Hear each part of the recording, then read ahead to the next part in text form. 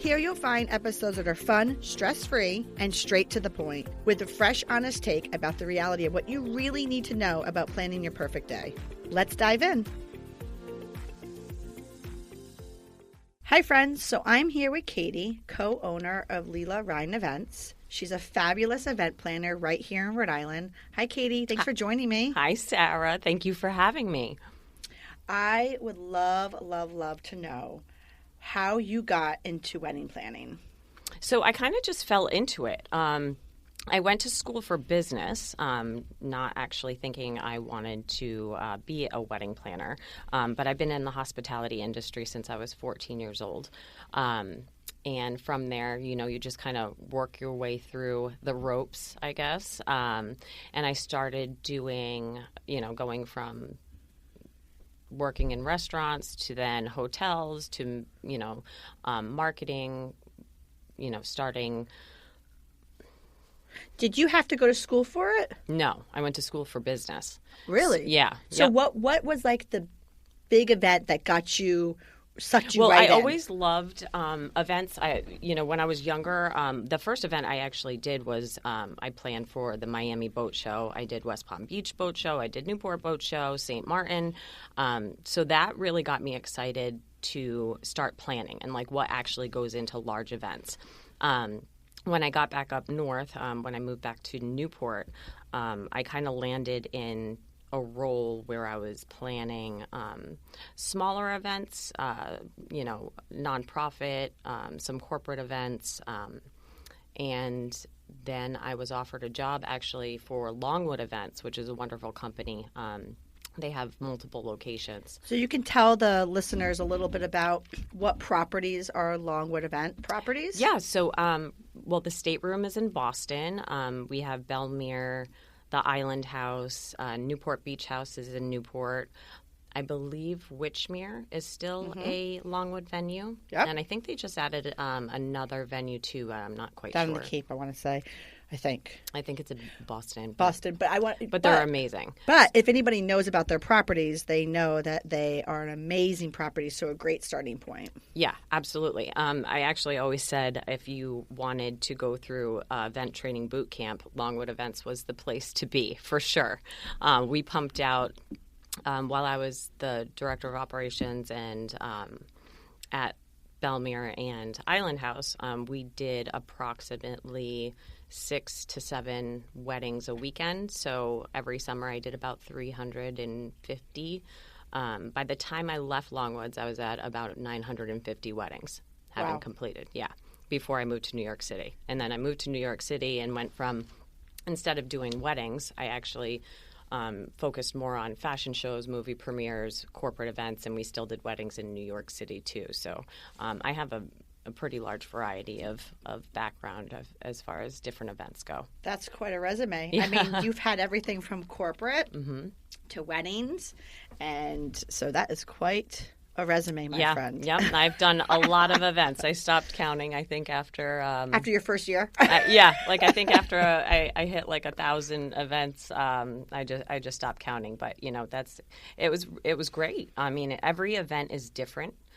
Every single event is different. And as much as you think you know how to plan or know what you're doing, there's just, you learn something new with every new couple, every new client, every new event. There's something that comes up that you learn. So it's an ever, changing and growing and learning experience as you go. So since I have you here in front of me, I think it's a great time to kind of pick your brain. We have a lot of couples out there that are newly engaged or plan on getting engaged. Well, congratulations to them. See that? Very exciting. So my question to you is, for these couples that are about to get engaged or have just gotten engaged, what is some advice that you can kind of give them that just got engaged and they don't know where to even start? Well, there's a few things I think that that is most important to remember. One, really enjoy that engagement time. Don't feel rushed. You have, it's such an exciting time. It's finally all coming together. I think it's important to really enjoy that moment of being engaged and do not rush the process. There's a lot of things that go into making wedding planning decisions, and I find that people get nervous and start thinking right away without, knowing what to do or having the right information to guide them. So just, I would say first be really excited and enjoy that moment. The second thing I would probably... That's funny coming from a planner. Yeah. So your advice is to not plan right away. No, not plan right away. Absolutely, because that's when they make the mistakes. So, one thing that is very important for newly engaged couples, do not use wedding planning timelines and wedding planning checklists that you find on the internet, on Instagram, on blogs, because every planning checklist that I have ever read, even Barnes & Nobles. You go to Barnes & Nobles and they have a whole wedding planning section, and, you buy these tons of books. And when you open the books, they give you the wrong information. It depends on where you're getting married. It depends on the location. It depends on if it's a destination. It depends on the state. It depends on, there are so many different variables that you have to, that goes into your wedding planning timeline, that they don't give you the proper information. They actually sometimes have you go backwards. And by the time they reach the planner, it's kind of too late to... I thought that was interesting because we did have a conversation late last week, and you brought that up to me. And, being a photographer, I don't see the side of the industry that you see. So when you told me about that, that would be the first thing I think of doing. Right, exactly. And I actually, to be honest with you, shame on me, but I think I may have. I think once I got that ring, yes, I was excited, but I think I went right to the bookstore. Right. Yeah, I did. And it's a waste of cost. That could actually be the flowers that you put on your wedding cake. I would absolutely just don't read into what's online. So what do they do instead then? Well, I can give you a couple tips that I think would be very helpful, and I think all couples should know this right off the bat. When you get engaged, I think the most important thing is for you and your fiance to sit down and really have a couples discussion. And that couples discussion is really without I know the family's excited, your friends are excited, everybody has a lot to say, they might have different ideas for you, everybody has a different vision. But what does that come down to is that it's you and your fiance's day. What is important to you and your fiance? So have that talk privately.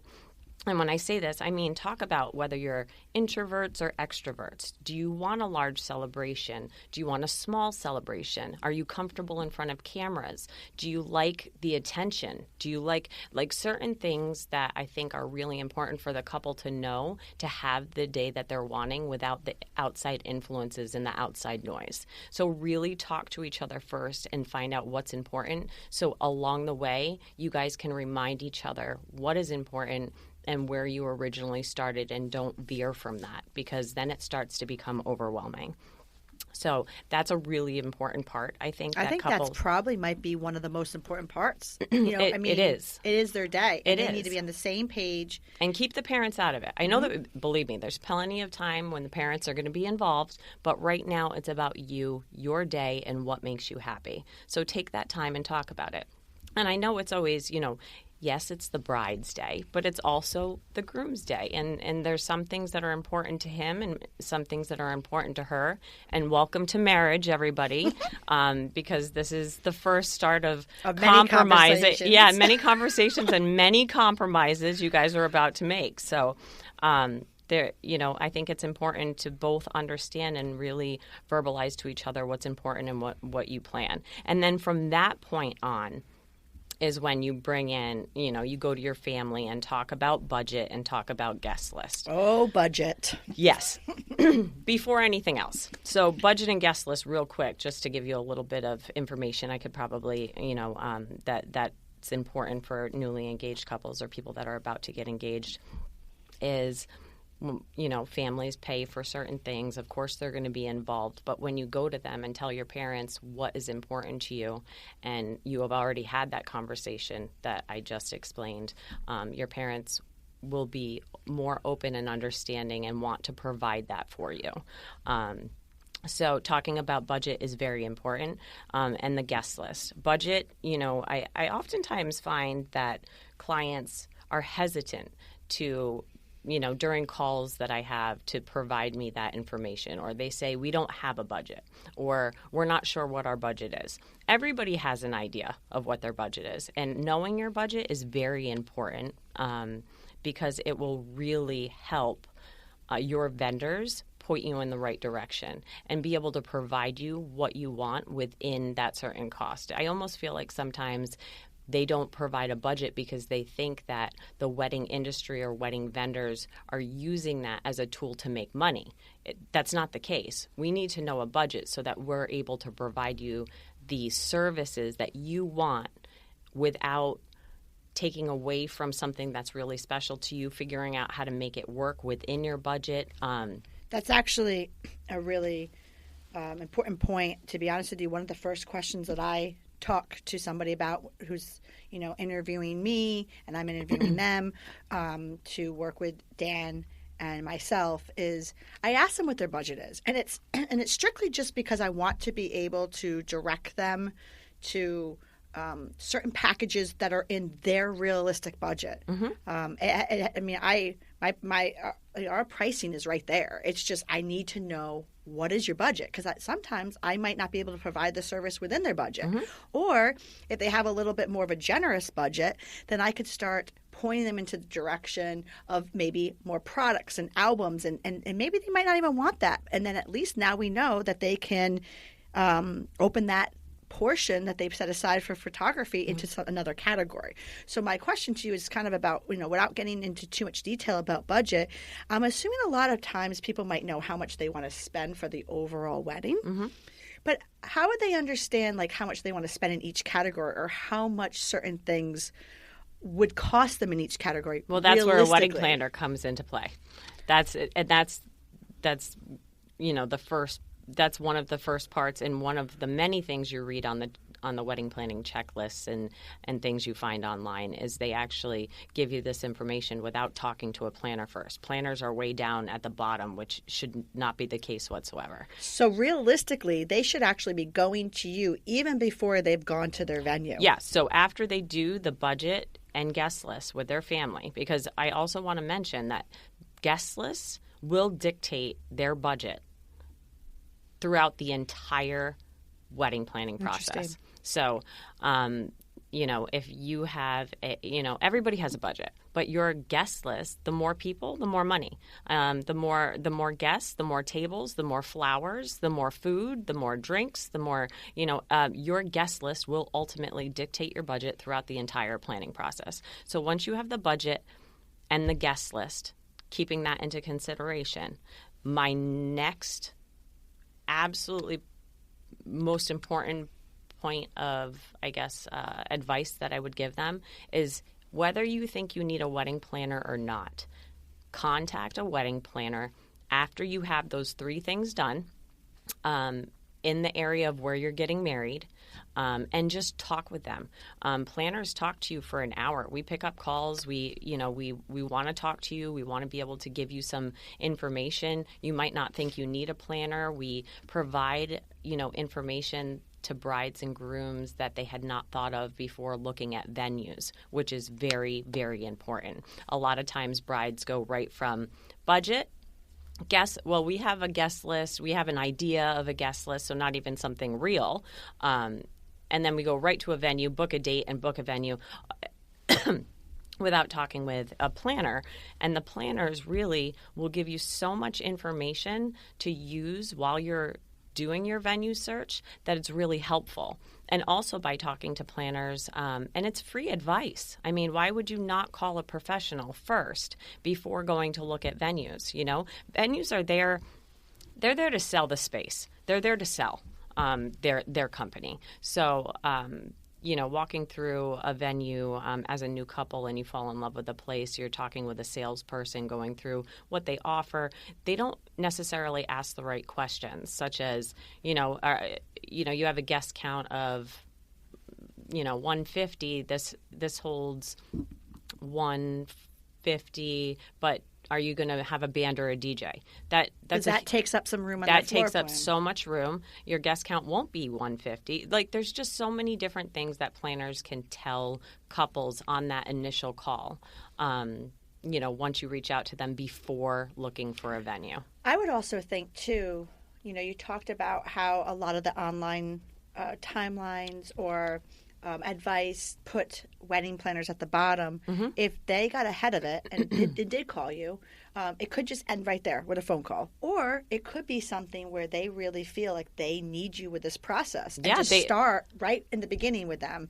I think that even going to the venues or helping them pick out a venue for their style and their budget and their wants and their needs is well, that's what happens golden. Is once you get on a call with a planner and you hear all of the information and you hear exactly how much goes into what planners actually do, because we're the ones that know where to negotiate pricing. We're the ones that know how to what will work, what won't work. And if you know the industry, hospitality industry, the turnover is pretty high. And it's not in a bad way. It's, somebody might be promoted, somebody changes jobs. It's just a hard industry also. It's a hard, We're worked people don't understand that. It's a hard industry. We have long hours and it's off hours. Right. So, having a planner typically, having a planner after you talk with them on the phone, you feel really comfortable. And we do end up more or less working with that client because they want help. They want us to do a walkthrough with them, and they want us to show them where to cut on costs, what will work, what won't work. They want, to know that we are familiar with that venue. If there's new staff on site, they might not necessarily know what we already know because we've been there for so long, and it's not like we turn over. We work at these locations all the time. So it's just, I think that's something that's just really important. Whether you think you need a planner or not, before booking your vendor, I cannot say more about at least reaching out to a planner locally of where you're getting married and talk to them. After they do that, mm-hmm. It sounds like to me it is time to start looking at a venue or think about where they would like to get married. Mm-hmm. What are some important things they should actually consider when they actually come to that point in their planning process? So,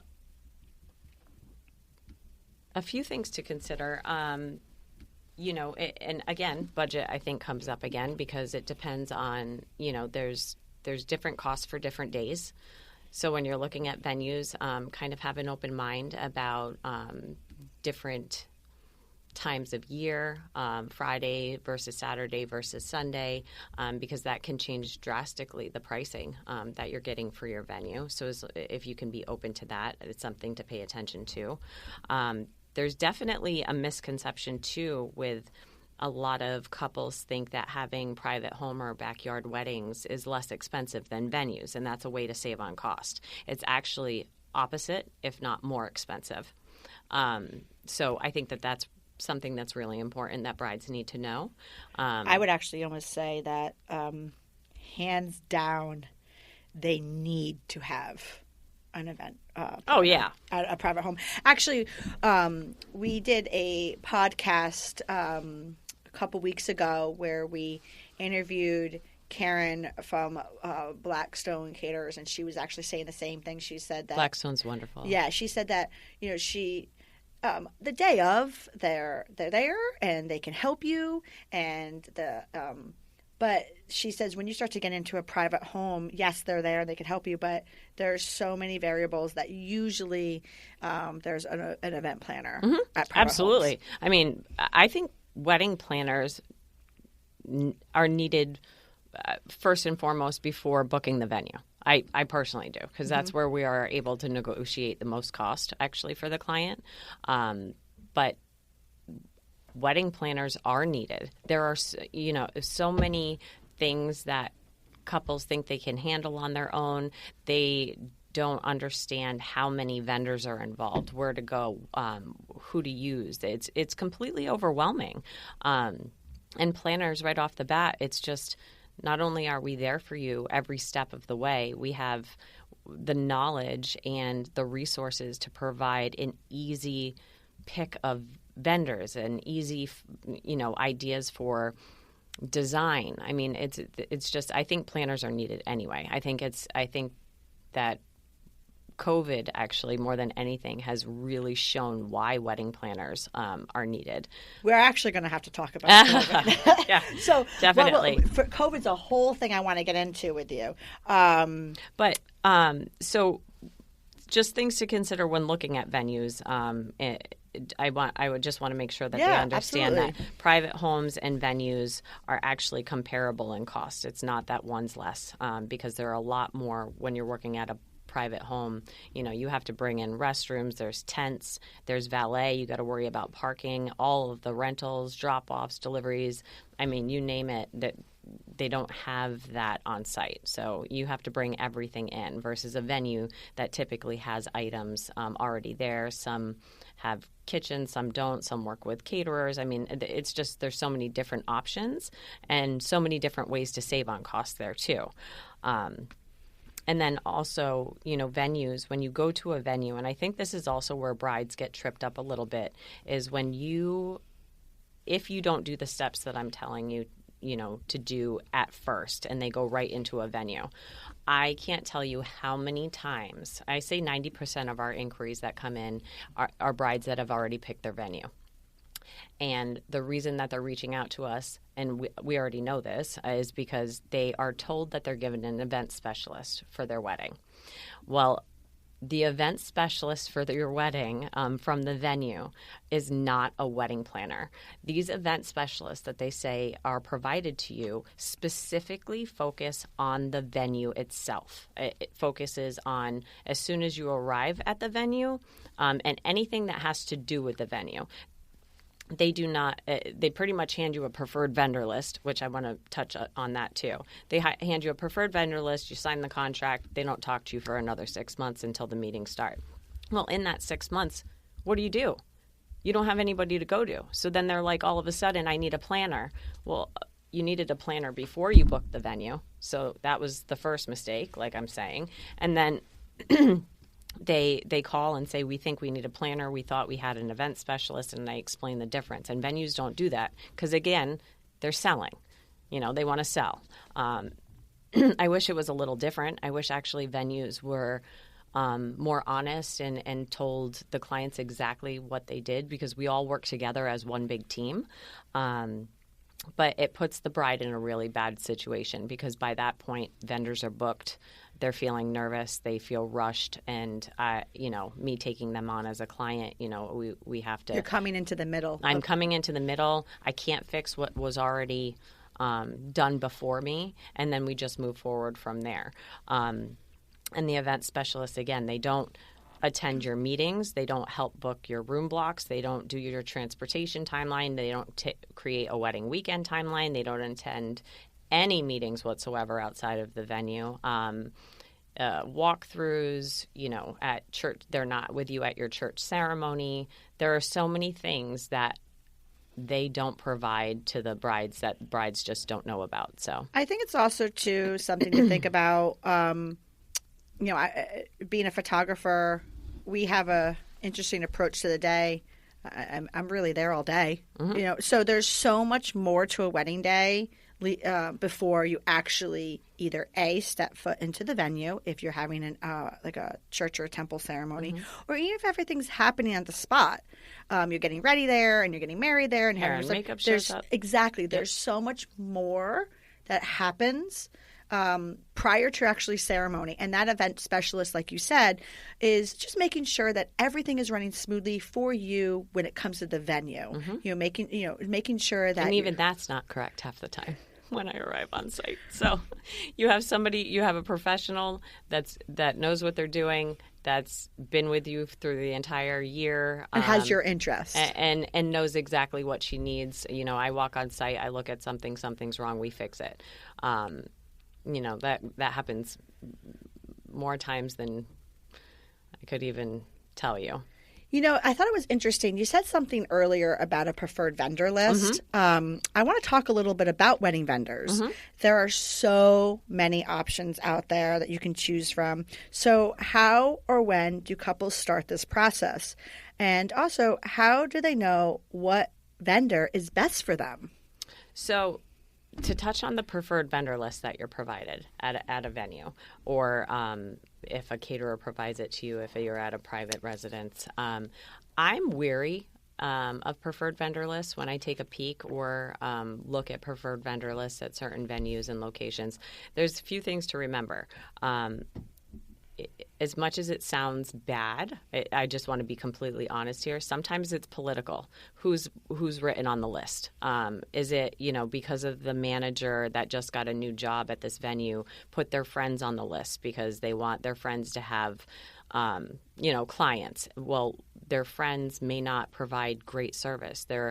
They might not have wonderful product. It might not be the best option for the bride, and they just are trusting these preferred vendor lists that these venues are giving them without really knowing why they're on the list. I'm not saying all of them are like that. A lot of them are true. A lot of them have preferred vendors are ones that have worked at the property before, that have had wonderful experiences with their clients and the venue, which is great.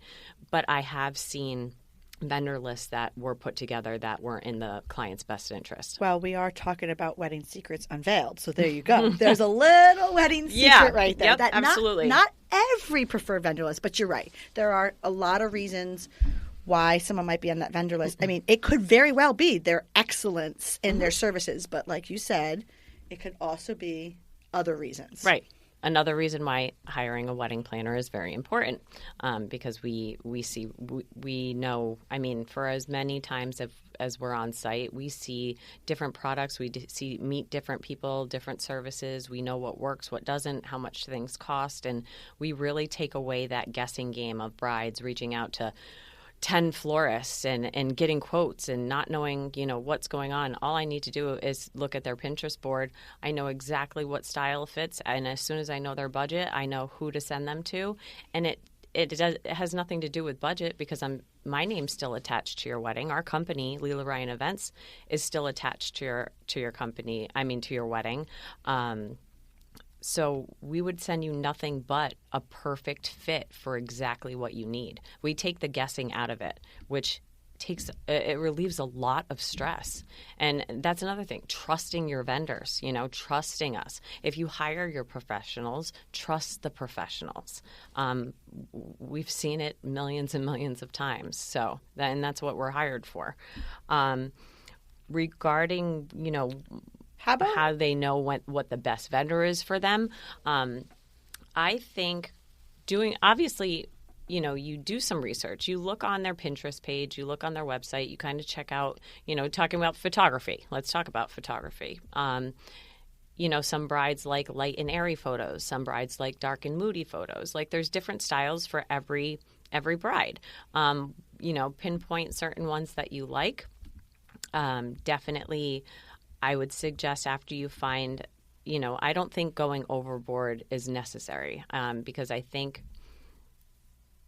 everybody's kind of around the same pricing. Believe it or not, some offer different things, which is why I always say it's good to talk to at least I think 3. Also, too, you could probably cut through the language for people, because like you said, that is true. If you are a professional and you do this for a living, you probably should be, and we all are, in somewhat of the same price range. Obviously, if you start to see someone that's significantly higher or significantly less, there's reasons. There are, absolutely. But I think what's important that I would assume, I don't assume, I kind of see what you do, and what you do with at least my couples is event planners really help them cut through the language and understand what certain products are, at least if we're talking about photographers, and with photographers, or I'm sure with like the catering menu or the DJ, you can cut through the terminology and really help them understand what is included in each package and what it really is. Absolutely. I also think, after you have an idea of what vendor that you might like to hire and might like to work with, I always suggest hopping on a call and talking with them directly. I don't actually, other planners work differently. Other planners offer different packages. Other planners do things different. So maybe not everybody would agree with me on this, but I personally think it's important for my couples to contact that vendor specifically, set up a time and talk with them one-on-one. I don't want to be involved in that. I want to make sure the bride and groom make a great connection, because having a great connection, building your vendor team is extremely important, and having a good connection with who you're hiring is very important. You spend quite a lot of time together. Your wedding day, that feeling of your wedding day travels with you forever. It's the most important day of your life, right? So if you have somebody that stresses you out, or you're not really getting a good vibe, or you just don't like that, you don't want that at your wedding. So on to the next one. Let's call the next one and see how you kind of match up with that person and see if that personality works a little bit better with you. I think that that's something that's really important when booking your vendors. What about the difference between hiring a local vendor versus a non-local vendor? Oh, boy. So I think there's big differences. Hiring local, there's only pros. I can't think of any cons, because locals, the area, the back roads. If it's high season, you know how to get somewhere quickly. You can cut through different secret roads, back roads where you're not going to miss traffic. Or when the Pell Bridge is being worked on. Yep. And you know how to get from, Second Beach to Castle Hill in 15 minutes, which typically takes 30 minutes. So vendors that have worked locally know the area, they know the venue, they know beautiful locations where photos are done, or when the sun sets in a certain area where you take them because you've done it before, and you think that these are going to blow the bride's mind and it's going to be everything that she wants. Vendors that have worked at the venues and I would say, locally, it's just an easier,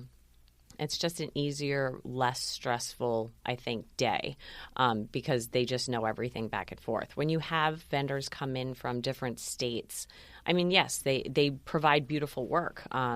They travel all of the time. I'm sure you hear that. But to me, you have the same options locally, but you don't have to pay for the additional travel, the additional hotel rooms. There's additional costs with vendors that come out of state. They're not used to the venue or the venue rules. They don't know special locations where they can pull them off to the side because you've done photos there before and you know that capturing this one, photo would be absolutely beautiful. So I do think working with local vendors, it is the smartest bet. It saves on cost. And, they can certainly hire whoever they'd like. I mean, we all come together, like I always say, one team, one goal. We make it work. We all communicate with each other. But I do think having a vendor that's worked at that location and is local is better off for the couples. So, Katie, we're sitting here. It's April of 2021. We're in the midst of... Is it though? Because I'm not sure. I think my life stopped March 11th, 2020. Fair enough. That's exactly where I was going. Is what is happening?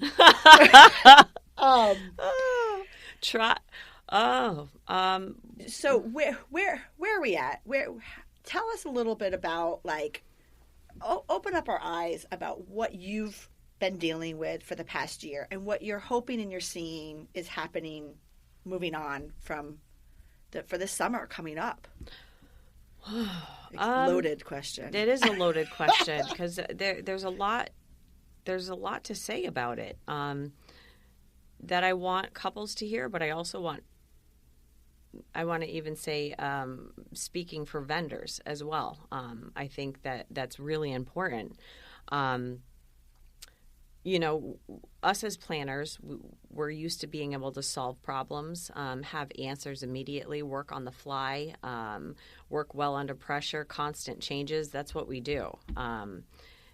then, to have basically your world stop with couples, our specific couples, because we love our couples. I mean, that's why we started our business. We build relationships with the families, and it's, believe it or not, just as emotional for us to plan with you as it is for the couples that have gone through this. So when COVID started, we didn't know what was going on. It was right before the beginning of the season, so that was really, really hard. So having to pivot as a wedding planner from always providing wonderful information and seeing people smile and being able to deliver everything I've promised, to then pivoting to having very, very difficult emotional conversations with not only couples but the family members, parents, lawyers. It was very, very heavy. A lot of stuff going on without any control and guidance, unfortunately, from our state, because our state was so conservative with how they handled it last year. I also think too that people forget that a wedding is the start of somebody's lives together. Mm-hmm. So you're not just dealing with financials and, like you talked about, the financials and their actual wedding day and the lawyers. You're actually dealing also too with a heavy emotional. That was the worst part. Yeah, is that people are realizing that their life may be on hold mm-hmm. if they can't get married. Mm-hmm. Right, and there's weddings cost a lot of money. I mean, weddings are a luxury. It's not a necessity. Which I think is something I want to say. It is a luxury, not a necessity. But, there is a lot of money that goes into weddings, and we're aware of that. But like I said, I think for us, I can speak for planners, the hardest part was absolutely the emotional side of it. I didn't even think, there were points where I didn't even think of our business. I wasn't worried about our business anymore. I knew that we were in trouble as a small business, but I was so focused on the brides and how to make them feel better and what to do and what is the next best step and how to talk them, how to talk with them about what's happening and how this is all going to play out. We were lucky to have, I was lucky to have our clients trust me, and we moved quickly and very, very quickly when we made decisions to move or change dates. We still had small celebrations, which, to be honest with you, after they had the small celebration, they said they didn't even think they wanted to have a large celebration anymore because it was absolutely perfect. So I was actually going to say,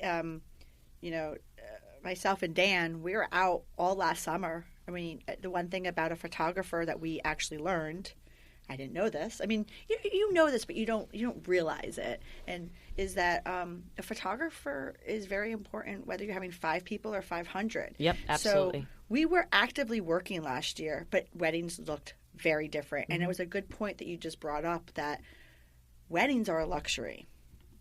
Marriage, you could still do without the wedding. Mm-hmm. There was actually a small time there. I want to say it was a couple weeks where you actually couldn't get married. We were physically not shut able to. down. Yes. But after that, you can. And that's probably where your struggles came in, because people were quickly switching what they wanted to do rapidly. Yeah, absolutely. We had to figure out, option A, B, C, D. We went above, we didn't plan for this either. We worked, I think a lot of couples think that we, vendors or the wedding industry, received financial help from the state, which is the farthest thing from the truth. And we were working probably almost double or triple overtime. I could contest for that, because I know that we had a certain client that I want to say they changed their wedding 3 times. Mm-hmm. So I talked to you 3 different times, 2 different locations, multiple timelines. So that in itself is you working, planning 3 different events that we weren't compensated for. Not that we cared. We had to do it, and I wanted to do it for our couples. But I mean, it was everything all together at once, and that's a lot. Vendors in our industry, I think, and one thing too, and this is something that I just want to throw out there, that wedding vendors, most of us are small businesses. The venues are the ones that are big guys in the industry. But wedding vendors are small businesses, and they have anywhere between 1 to 15 employees. And at this point, with the hit that we've taken now on to a second year that we didn't see coming, when we talk about negotiating pricing and such, there are definitely places where brides should be negotiating pricing, and planners can help with that. But negotiating pricing with small vendors, I would not be suggested, especially now. Absolutely not. The pricings that are for your services is because we provide great service and we do our jobs well, and we're all professionals. And what we've experienced over the last 2 years has been really devastating to our industry. So I did just want to throw that out there. How about for the couples that are listening to us right now that may have just gotten engaged, or they actually have their dream wedding planned for maybe a couple months from now? Do you feel that they'll see a slice of normality? I mean, do you feel that we're going in the right direction? I mean, what can you say to somebody that's looking ahead? Do you feel that we're going in a positive direction? Do you feel that do you think we'll be normal again this year, or do you think that we'll have to wait till next year?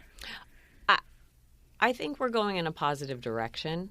I can't say for sure, because I feel like every single day we are given new information and different guidelines, and things change constantly. This has been a year of this. So I can't say 100% for sure what is going to happen. I do think we're moving in a positive direction, but me personally, and maybe other people will disagree with my opinion, I don't see weddings being back to normal until 2022, going into 2023, unfortunately. But that doesn't mean that you can't have the most incredible wedding and still plan it. The events that we were able to do in 2020 and what we're starting to do for the beginning of 2021, the creativity in the design and the flow, I actually have fallen in love with the changes. I was never. I mean, I do if the client loves the idea of having a normal venue and and at a location with round tables and just the typical standard wedding that you see and you go to all the time, then that's fine. Some couples love that idea. I love being creative. I love when guests walk on a property and they actually are like, wow, we've never seen this done before, or this is a different flow. Something I was thinking about this year too is, we're back and forth with seated cocktail hour, obviously, in the state of Rhode Island. For the clients, that means additional costs with additional rentals. And I was thinking, I was like, why did cocktail hour start? Like, where did cocktail hour come from? Oh, well, it was originally so that the bride and family members could all take photos, and it gives, the guests something to do. Well, why couldn't we just have a beautiful ceremony, go over to the dinner tent, do introductions, and instead of with the money that you would have spent on cocktail hour, why not a 5 or 6 course dinner, and then have a fun celebration at the end? I mean, there are so many different things. You don't have to do traditional. Actually, traditional is starting to get quite boring. So to be creative and listen to different ideas from your vendors that know how to make it work, that can make the flow interesting and exciting, and actually, have your guests talk about it for years to come. I mean, that's awesome. I would think that right now for the couples who are just getting engaged. We talked earlier about like the first steps. One of the first steps was, for example, getting on the phone and talking with the event planner. I really feel that that's so important, and even more so now, because honestly, there are so many things that happened through COVID. And you talk about the creativity. I've been doing this for 18 years. The last year has been the most stressful, but at the same time, every single wedding that I photographed was completely different, and I loved it. So there's a lot of traditions that we can start to question. Why do we do these things? And you can probably bring some great ideas to couples. Yes. You probably have a whole list of things that you want to talk about being unique with their wedding. They need to talk to you, because you could probably really, I guess, for lack of better terms, expose kind of what we used to do versus what we're doing now. And maybe COVID's going to change the wedding industry a little bit. You know, there's a lot of things, like you talk about a seated cocktail hour. Also, too, I mean, right now, we only have service bars. But why? What's wrong with that? What's wrong with getting drinks basically served through to you? Right. The whole day? It actually looks, if you sit back and look as a guest, you don't have to get up and do anything. It looks like a 5-star service. Right. You're getting waited on hand and foot, which is not a bad thing. It's just, I think that thinking outside the box a little bit. Yeah, and there's different ways to make cocktail hour really fun, instead of, if you wanted a raw bar and now really upset because it's New England, everybody loves the raw bars and the fish and chip stations, and you can't do that. Well, why not do little mini tiers of raw bars at the cocktail tables where your guests are? I mean, it's just, they don't.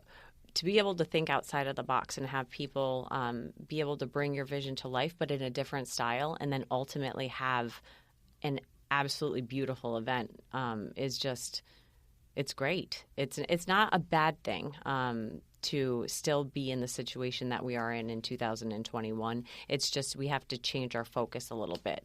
I'm working actually with a couple, and they didn't want to do ceremony anymore. They had a small wedding in Lake George, and they're getting married at the Chandler.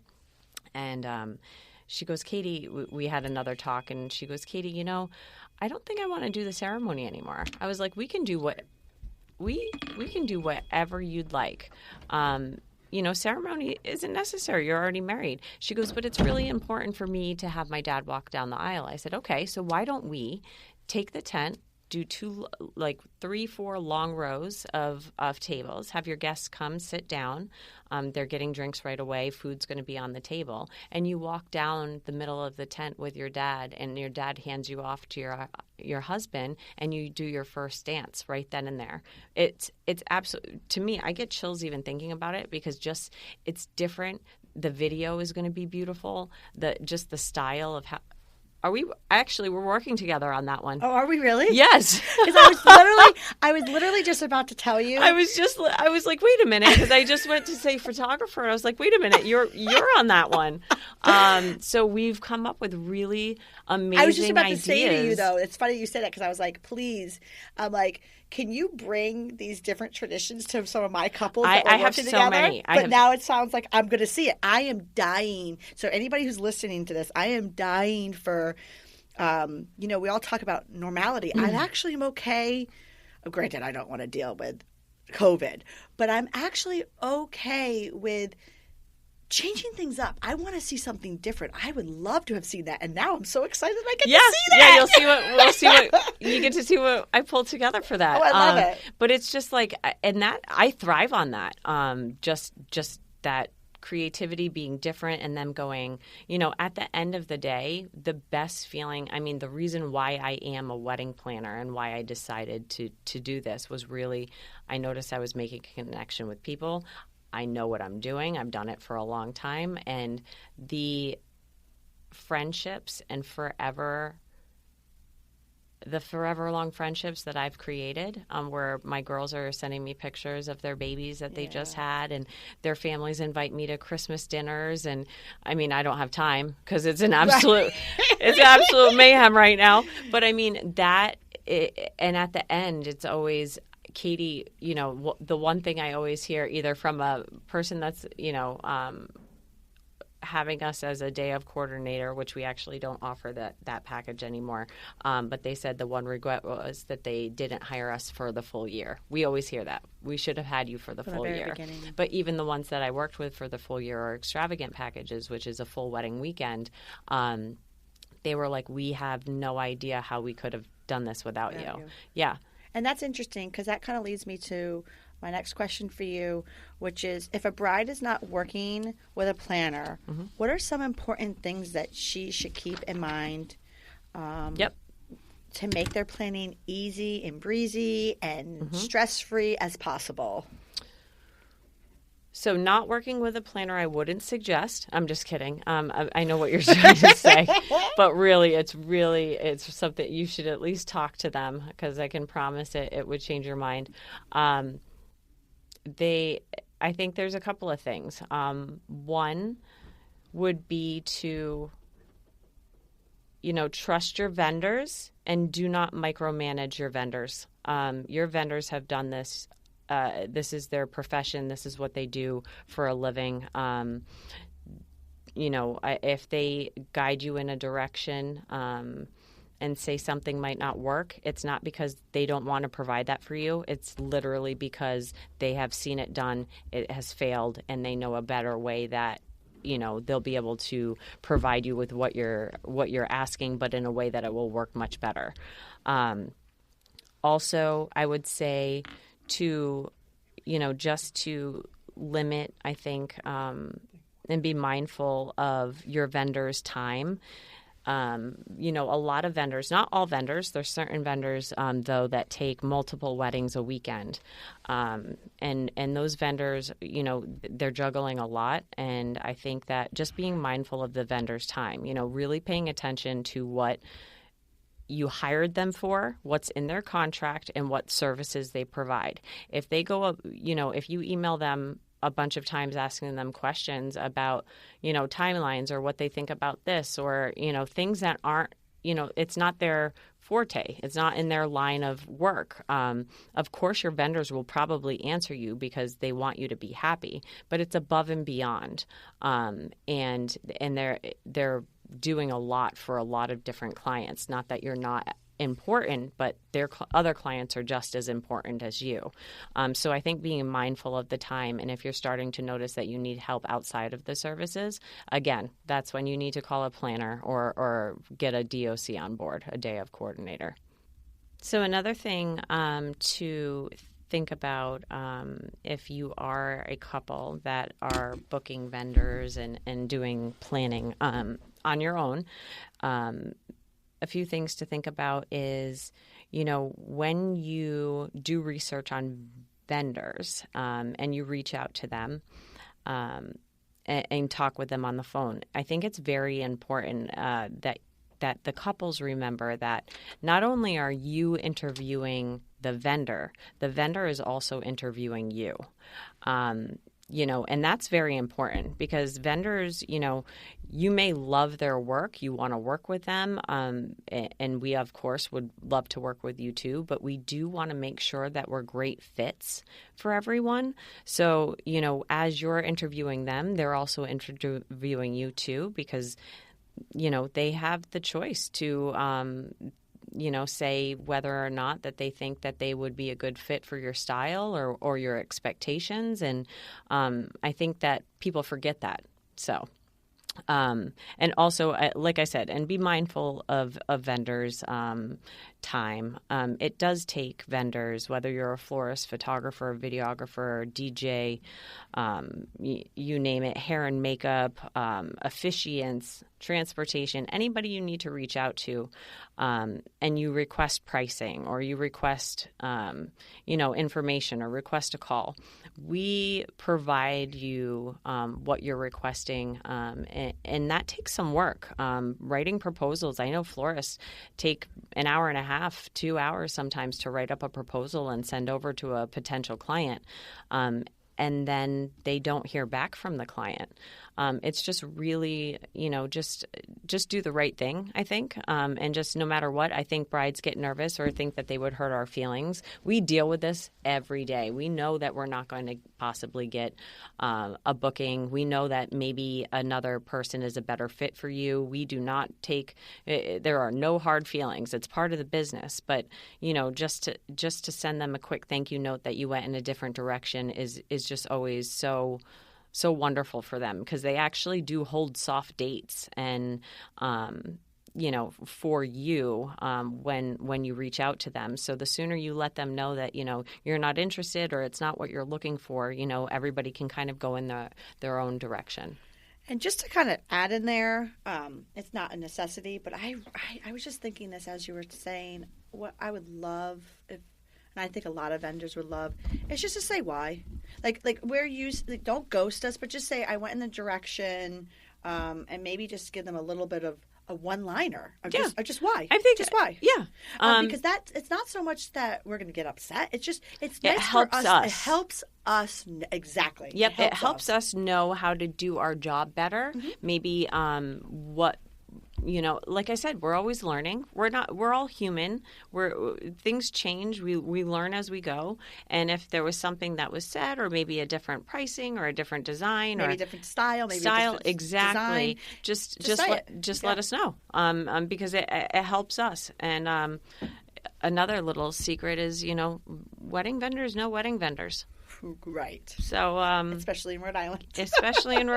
So and it's funny. I think some of our competitors are sometimes our best friends. At least I know a lot of photographers are some of my closest friends, mm-hmm. And so I'm sure the same thing with the you don't want to, and trust me when I say you do not want to start off, everybody says bridezilla.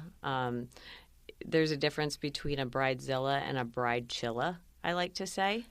Bridechillas are my unicorn brides, which they are the ones that absolutely trust their vendors with all aspects of their wedding. If we say something won't work, they don't even question us. They know everything's going to run perfectly. Not that bridezillas are bad. I don't think bridezillas. Yes, we've seen a few. I will not lie. There has been quite a few difficult, personalities that you kind of have to work with. But again, it's the biggest day. They get nervous. A lot of tension builds up right before that day. But I will say that, being kind and understanding and just respectful of the whole process, because we are professionals. We are not personal assistants. We are not, we're running a business and we have other clients. And I think that just being respectful and kind to your vendors really goes a long way. So, Katie, we talked a little bit about couples that are not working with planners and mm-hmm. what some tips that you can give them. How about couples that have decided that they would like to work with mm-hmm. planners? What are they looking at for an average cost for a wedding planner? Oh, yeah. Well, every planner's different. Every company's different. Planners average, wedding planner, it depends. That's why it's important to review the services and the packages that are included when you're looking at planners. Planners cost range anywhere between $6,000 and $25,000. And when I say if you think hiring a professional is expensive, wait until you hire an amateur. That absolutely goes true for the wedding industry. You can talk with a planner, and if they're at half the cost of another planner, there is a reason for that. Whether that be the planner that is charging less is only done 3 events, and that will show on your wedding day. And planners that charge a little bit more money, there's reasons for that. There include unlimited meetings. They don't have any upcharges. All the travel's included. Like there's reasons why pricing is what it is for that company. But it ranges in price and it ranges in experience, and you know how much you're worth and what you provide and what you deliver to your clients. But it ranges and it depends on the planners. I think a lot of couples think that they don't have the budget for the planners. And maybe that's why they jump right into venues and think that the event specialist is their planner, and then they realize real quickly that that's not the case. But, the cost of a planner and whoever you choose and whoever you make a great connection with, the cost of a planner pays for itself throughout the entire year. So while you think that this might be a big cost that you weren't expecting, every single point during the planning process, we are there guiding you, working with you for over a year, attending every meeting, showing you where to save on costs, showing you which, for example, bands. Bands are anywhere between $6,000 all the way up to, we work with bands all the way up to $30,000 in New York City. They come show up for your day and charge that much money. Wedding planners work with you for over a year, if not longer. And we are there for you 24 hours a day, 7 days a week. And we do a lot of work in the background that they don't see. We're already ahead of you guys, them by 10 steps. So I do just want to say, if you don't think you have the cost, you absolutely do have the cost. And if you don't, we save the cost during the planning process. We pay for ourselves. And while we pay for ourselves, you also have us through the entire year, the ceremony, the day of, from the morning you girls wake up with coffee and getting the guys ready all the way until the end of the evening. And I don't think there's anything that's more important. So for my wrap-up question. Okay. My final question for you, my friend. Yes. What are some key points that couples should be asking an event planner when they are inquiring to make sure that they are working with a professional planner to ensure that their wedding day is absolutely a perfect event? Okay, again, don't Google online questions to ask your wedding planner or questions to ask your photographer. Don't look at Pinterest. These are all generic questions. And honestly, I will tell you, from being in the industry for so long, we know exactly where these questions come from when you start asking on the phone about these. But the important things are, I think, immediately is, one, read reviews. You can tell a lot about reviews. There are reviews from parents, grandparents, the groom, which is surprising, the brides, hearing what it was like to work with the planner, and reading through those reviews are very telling of what their experience was and what their personality was and how wonderful it was. Also, I think requesting references. Any planner that has a great reputation and has been doing this for a long time has a list of, we of course have to, for confidentiality reasons, request that we provide the client's information and get approval, but they should be able to give you some references. Yeah. References for you to be able to chat with and hear their experience. Another thing to also maybe ask is how long they've been planning for and how many events have they actually done. And of course, I don't know how they would be able to really, I'm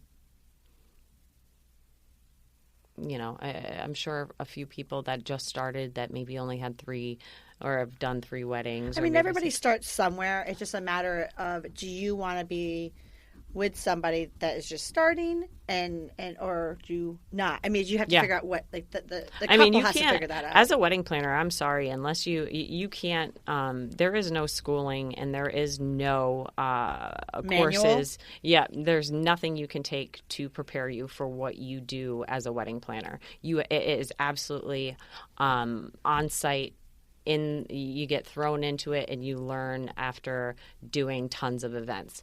There is no manual and there is no schooling for that. And because there are, you name it, I've seen it. I've had a groom not show up before. We won't get into that. True story.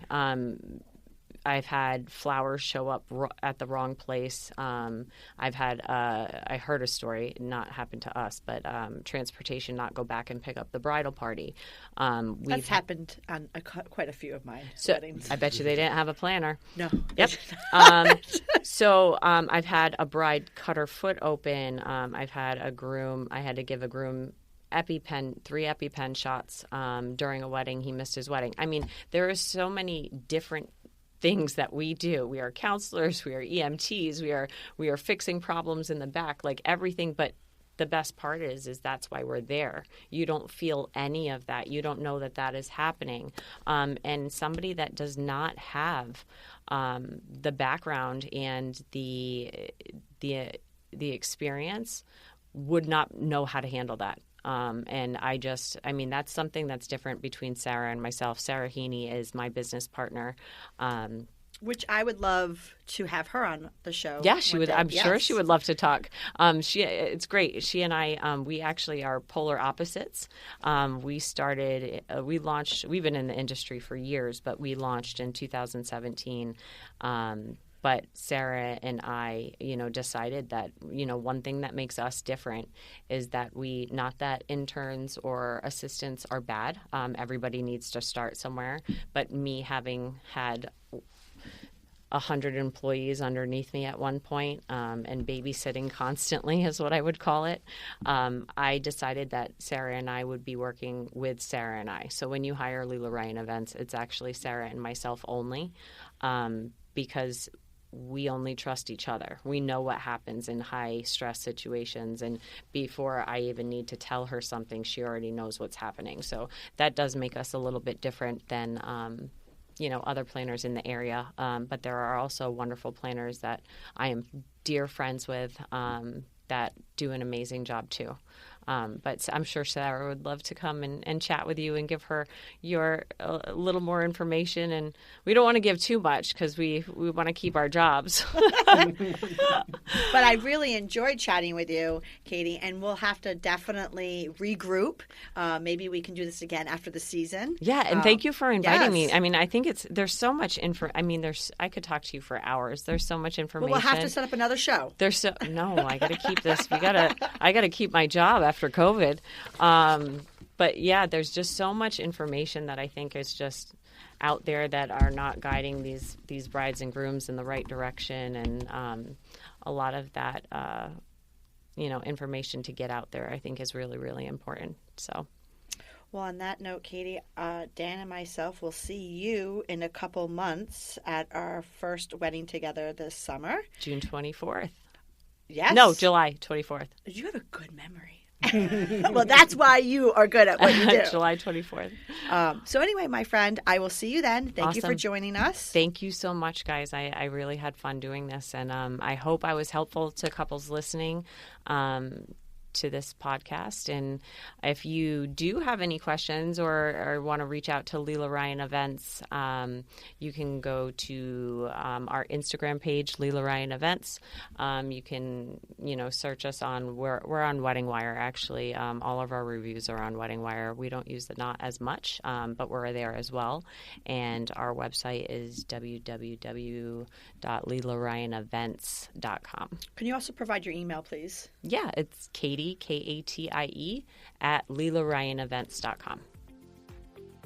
Thank you for listening to Wedding Secrets Unveiled. I appreciate you being here. So if you enjoyed this episode, I want to tell you something. I encourage you to check out our website at sarahzarella.com. We love photographing while having fun, of course. Check out our podcast page on our website for upcoming episodes with your local wedding experts. Listen in as we help you plan your epic event. You can subscribe to this podcast wherever you're listening so you never miss an episode. And I would so appreciate if you left a fabulous review for this show on Apple Podcast. Even better, share it with a friend. It's a great way to show support and let us know what you think. Thank you for listening.